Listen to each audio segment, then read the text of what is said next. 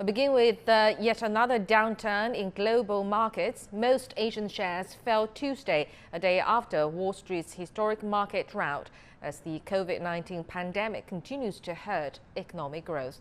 Japan's Nikkei stock index and South Korea's Kospi both slid around 3%. Gold, normally considered a safe haven, extended its decline as investors chose to sell whatever they could to keep their assets in cash. Over the past 18 days, the benchmark index had lost over $8 trillion. U.S. stocks suffered their worst drop in 30 years Monday after the Federal Reserve slashed the benchmark lending rate to almost zero. Investors worry the pandemic's impact on the economy will lead to a recession. CGTN's William Denslow was at the New York Stock Exchange.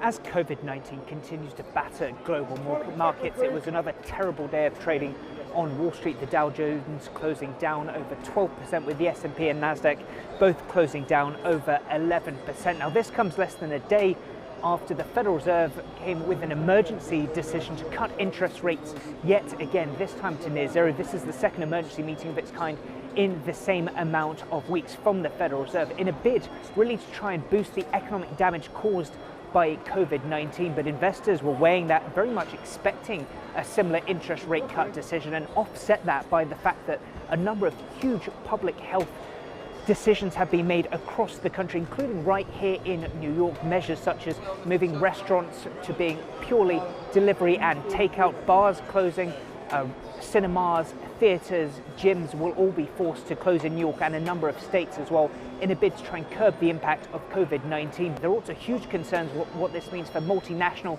companies. The airline industry, another terrible day of trading for them. Their shares, looking at United, their shares down around 15% as the airline industry calling for around a $50 billion stimulus package. Now, President Trump has said he will consider further stimulus. We've heard from Senate Minority Leader Chuck Schumer, who says that he plans to propose around a $750 billion spending package.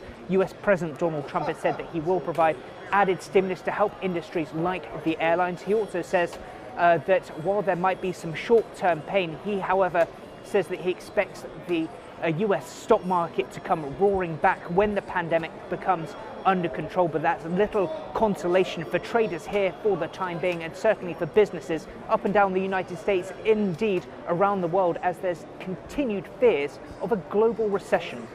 William Denslow, CGTN, New York.